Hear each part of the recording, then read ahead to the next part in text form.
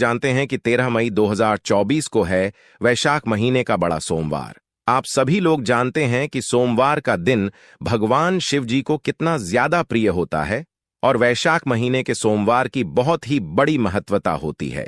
और इस दिन तो इस 5 कनेर के वाला उपाय जो भी व्यक्ति करता है उसके जीवन से सारी दुकान परेशानियां भी दूर होती हैं, उसके मनोकामना भी पूर्ण होती है। दोस्तों, सोमवार का दिन तो है ही, पर साथ ही में वैशाख के महीने का सोमवार है। ये बहुत ही बड़ी बात होती है। सोने पर सुहाग वाला दिन होती है, इसलिए आप लोगों को इस मौके को अपने हाथ से नहीं जाने देना चाहिए और इस दिन 5 कनेर के फूल वाला उपाय जरूर करना चाहिए।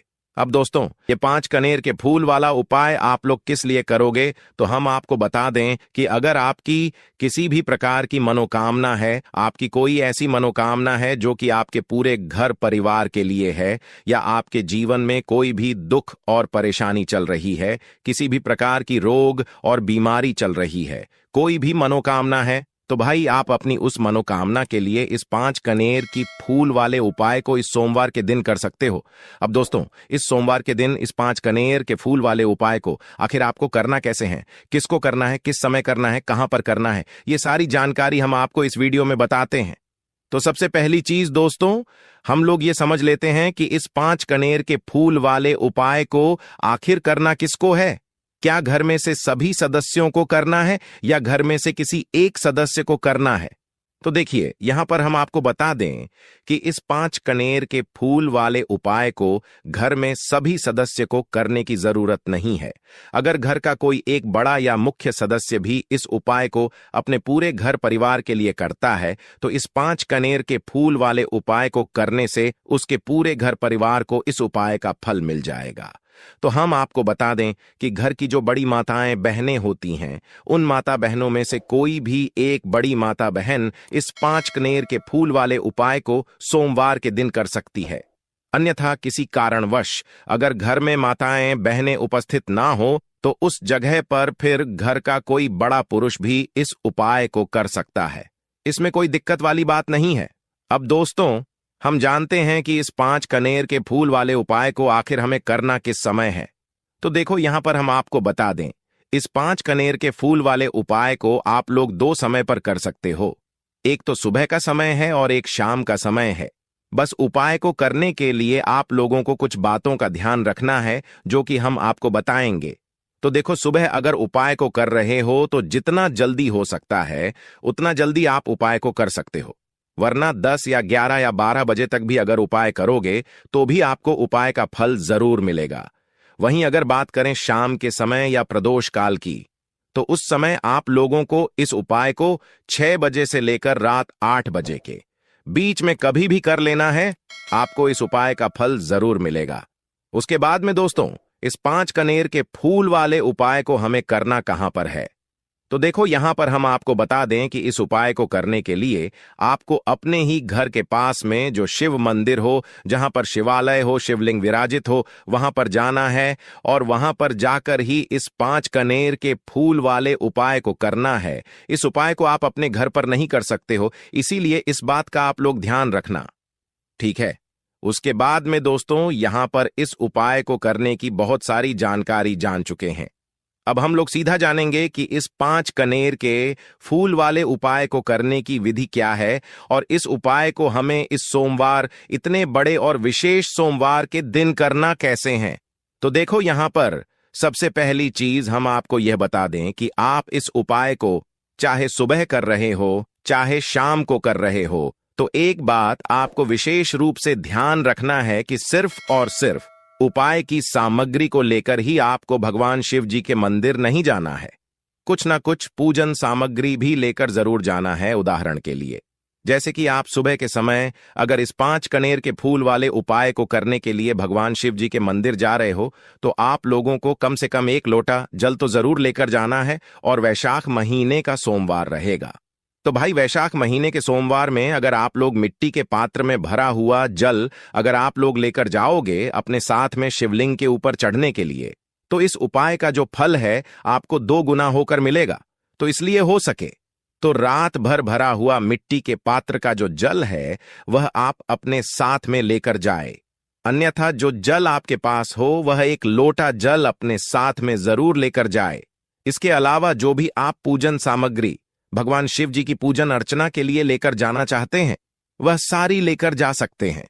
कोई दिक्कत वाली बात नहीं है, क्योंकि यह वाला उपाय आपको पूजन अर्चना करने के बाद ही करना है, जाते से ही नहीं करने लग जाना है। वहीं दोस्तों, अगर हम बात करें शाम के समय प्रदोष काल की, तो शाम के समय प्रदोष काल में आप जल लेकर नहीं जा सकते। उस समय पर आप लोग मात्र एक घी का दीपक लेकर जा सकते हो। उपाय को करने से पहले आपको वह दीपक जलाना पड़ेगा, पर वह जो दीपक होगा वह दोस्तों यहां पर होगा आटे का। ठीक है, मिट्टी का भी ले सकते हो। अगर मिट्टी का लेंगे तो नया दीपक लेना पड़ेगा, इसलिए आप लोग आटे का दीपक ले सकते हो। आटे के दीपक के अंदर आप लोग रखोगे गोल बत्ती और उसके अंदर डालोगे शुद्ध देसी गाय का घी। शुद्ध देसी गाय का घी डालकर इस दीपक को तैयार करके आप अपने घर से लेकर अपने उपाय की सामग्री को रखकर शिव जी के मंदिर पहुंच सकते हो। शाम के समय प्रदोष काल में भी बस इस दीपक को जो है अपने घर से जलाकर नहीं लेकर जाना है, अपनी माचिस जरूर अपने साथ में रखकर लेकर जाना है और इसे शिव जी के मंदिर में जाकर ही जलाना है और अपने उपाय को उसके बाद में करना है।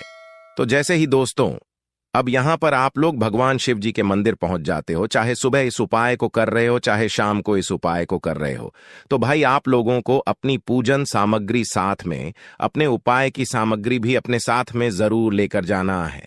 बस दोस्तों, यहां पर हम आपको बता दें कि ये जो 5 कनेर के फूल होंगे, ये 5 कनेर के फूल आप लोगों को जो है पेड़ से तोड़कर लेकर आने पड़ेंगे, क्योंकि ये कहीं बिकने नहीं आते हैं, या आप लोगों को किसी भी पेड़ से तोड़ना पड़ेंगे, क्योंकि यह फूल आपको बहुत आसानी से मिल जाएंगे। और अगर आप लोग किसी के घर से कनेर के फूल तोड़ रहे हैं तो कोशिश करना कि आप उस घर के व्यक्ति से पूछ लें कि हम आपके घर से कनेर के फूल तोड़ लें, उसके बाद ही आप उनके फूल तोड़े। अन्यथा बाहर लटक रहे हैं, नीचे गिर रहे हैं, तो आप बिना पूछे भी तोड़ सकते हैं, कोई दिक्कत वाली बात नहीं है। पर दोस्तों, ये फूल आपको अपने ही हाथों से किसी पेड़ से तोड़कर लाने पड़ेंगे, या आप अपने घर के किसी सदस्य से भी इन्हें कहीं से मंगवा सकते हैं तोड़कर, है ना। इसके बाद में दोस्तों, जैसे आप लोग उपाय को करने के लिए शिवजी के मंदिर पहुंच जाते हैं, उसके बाद में आप लोगों को सबसे पहले जाकर अपनी पूजा अर्चना करनी है। जैसे सुबह के समय गए हुए हो तो पहले जाकर अपना एक लोटा जल चढ़ाना, अपनी पूजा अर्चना करना। अपनी सारी पूजा अर्चना करने के बाद ही आप लोग शिवलिंग के पास में बैठकर इस वाले उपाय को करना।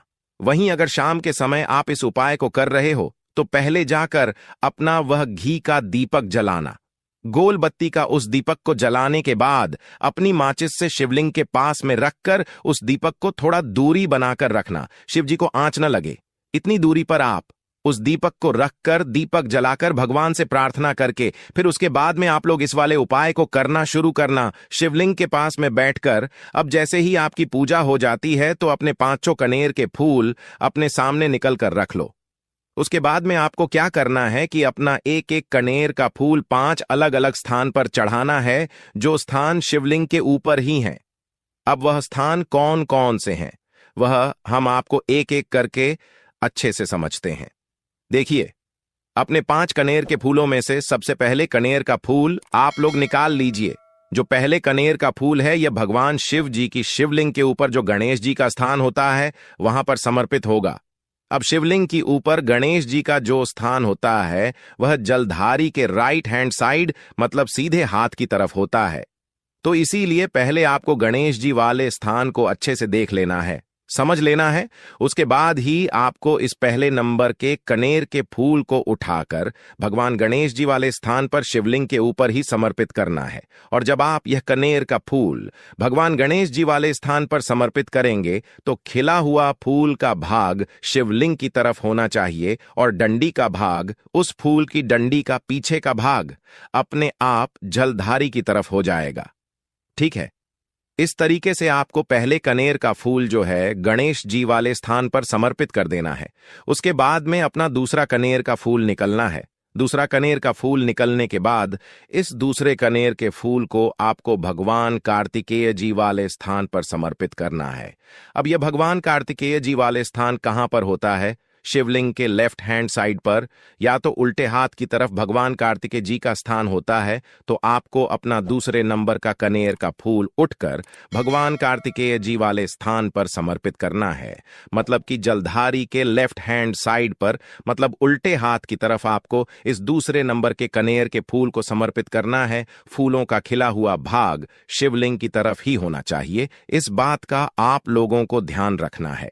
उसके बाद में आप अपना तीसरे नंबर का कनेर का फूल निकाल लीजिए और इस तीसरे नंबर के कनेर के फूल को आपको निकालकर माता अशोक सुंदरी जी वाले स्थान पर समर्पित करना है, जो स्थान जलधारी के बिल्कुल बीचों बीच में होता है, जो शिवजी की सबसे छोटी बेटी का स्थान होता है। तो जलधारी जो होगी, जलधारी के बिल्कुल बीचों बीच की जो जगह होती है वह देखिएगा, और वह देखने के बाद अपना कनेर का फूल जो है उस जलधारी के बीचों बीच में आप लोग रख दीजिएगा, समर्पित कर दीजिएगा। फूल का खिला हुआ भाग शिवलिंग की तरफ करके ही रखना है। इस बात का ध्यान रखिएगा। तीसरे नंबर का फूल माता अशोक सुंदरी जी वाले स्थान पर समर्पित करने के बाद अपना चौथे नंबर का फूल निकाल लीजिएगा, और चौथे नंबर के फूल को निकालने के बाद दोस्तों आपने देखा होगा शिवलिंग के ऊपर एक पात्र टंगा हुआ होता है, जिसके अंदर से बूंद बूंद करके शिवलिंग के ऊपर जल टपकता रहता है, जिस पात्र के अंदर शिवजी की 5 बेटियों का स्थान होता है। जय विषहरा, शामली बाड़ी दाऊदली और देव, यह 5 बेटियों का नाम आप लोगों को लेना है, और नाम लेते हुए आपको इस चौथ नंबर के कनेर के फूल को उस पात्र के अंदर समर्पित कर देना है। और अगर वह पात्र उपस्थित ना हो तो आपको शिव जी की इन 5 बेटियों का नाम लेते हुए इस चौथे नंबर के जो कनेर का फूल रहेगा, इस फूल को आपको कहां पर समर्पित करना है, जो है जलधारी के बिल्कुल जहां पर शिवलिंग रखा हुआ होता है, शिव जी का कटी भाग होता है, वहां पर समर्पित करना है। उसके बाद में आपका 5वां और आखिरी नंबर का कनेर का फूल आपके पास बचेगा, जिसको आपको उठना है।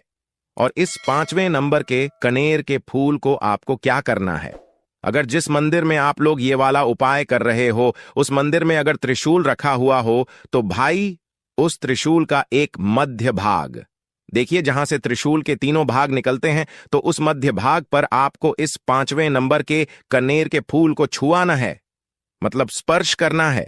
स्पर्श कराकर इस 5वें नंबर की कनेर के फूल को आपको शिव जी की शिवलिंग के ऊपर समर्पित कर देना है। जब आप शिवलिंग के ऊपर इस कनेर के फूल को समर्पित करो तो फूल का खिला हुआ भाग सामने की तरफ होना चाहिए, मतलब जलधारी की तरफ होना चाहिए। इस तरीके से आप 5वें नंबर के कनेर के फूल को समर्पित कर देना है।